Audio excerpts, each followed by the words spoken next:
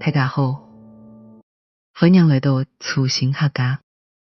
一隻節目當日都啲呀老吳共下分享客家嘅大小事，我係主持人阿年妹。今日我來講一隻當蔥腰，未當容易本人誤會嘅題目。大家講嘅台語，絕對唔係學老化嘅推陳。我係照一下台灣社會嘅語言情況來看，台語應該係台灣一搭土地方各族群共下使用、共下生活、共下存在記憶嘅語言，有啲都有學老化、客家、原住民族語，沒有一下普遍使用嘅華語。頭擺當多人講台語就算係自學老化，也有歷史原因，沒有社會習慣。不過，那係按照市面來看，台語更唔係台灣嘅語言。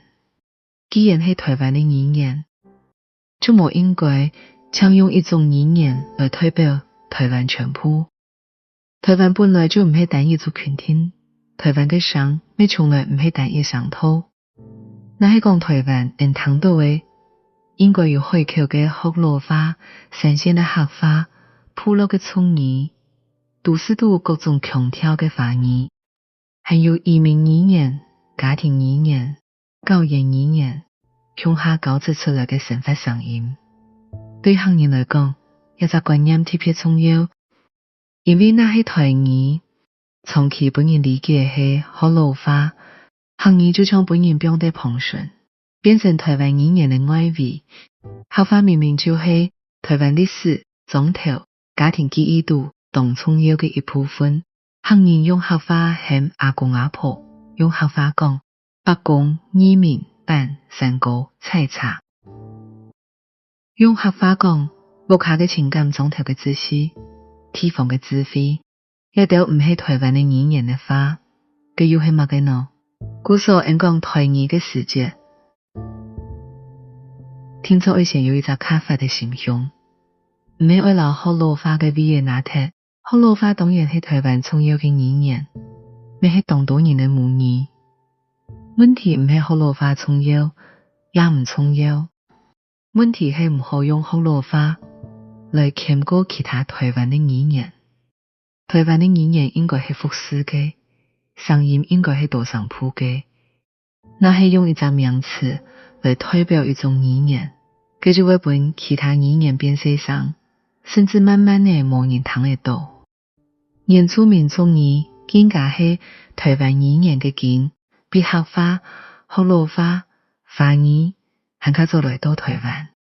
原住民族語造就的一片土地上，每一種族語都有一套看世界嘅方式，有三大知識，有海洋記憶，有親族制度，有記憶，有歌謠，有地名，有生活倫理。那係台語冇包含原住民族語，嘅台灣嘅歷史就唔完整。台灣嘅名嘅未會少睇當尋嘅根。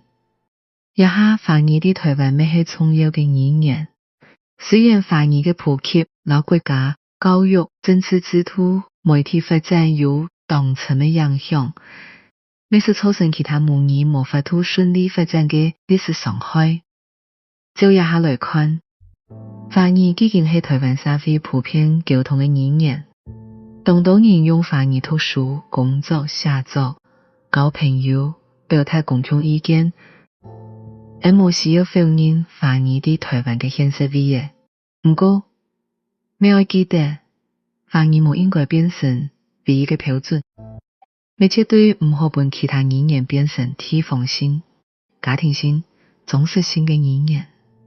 真正健康嘅台灣語言觀，應該係學老化係台語，客家咪係台語，原住民族語咪係台語。台灣社會普遍使用嘅華語咪係台語。按樣講，唔係攞各種語言混雜共下，咪唔係講各種語言都共用。每一種語言都有自家嘅歷史、音韻、文化內統，而我做嘅係共下聲音，佢哋屬於台灣。聲音佢哋共下構成台灣一下嘅語言風景。一種觀念對教育咪當重要。那係學校講台灣語言，就唔好強存一種語言嘅教育。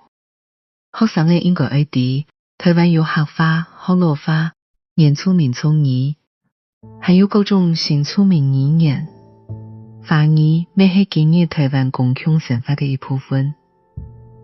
後生人那係從小就有一種道義觀，就唔會老到會講某一種語言爭算台灣，咪唔會因為自家屋下講客話、族語、華語，就感覺到自家離台灣較遠。對客話嘅推廣來講，也咪係一隻機會。那係台語嘅意思變化，客話就唔係老撇嘅語言搶位嘅，顛倒係老撇嘅語言強下建構台灣。客語就得用在家庭、學校、媒體、科技、播客、短片、打造具機器人、文學創作。講客話嘅世界，唔單將保存客家，咪係啲嘅講出台灣其中一種重要嘅聲音。最後我想講，台語有隻詞係會繼續用，就會較公平、較有歷史感、較有包容性。台語唔係單一語言嘅專利，台語係台灣多族群、多歷史、多生活經驗嘅總稱。尊重福佬話，咪會尊重客話；尊重客話，咪會尊重原住民族語。承認華語嘅現實，咪會避免華語壓過其他嘅母語。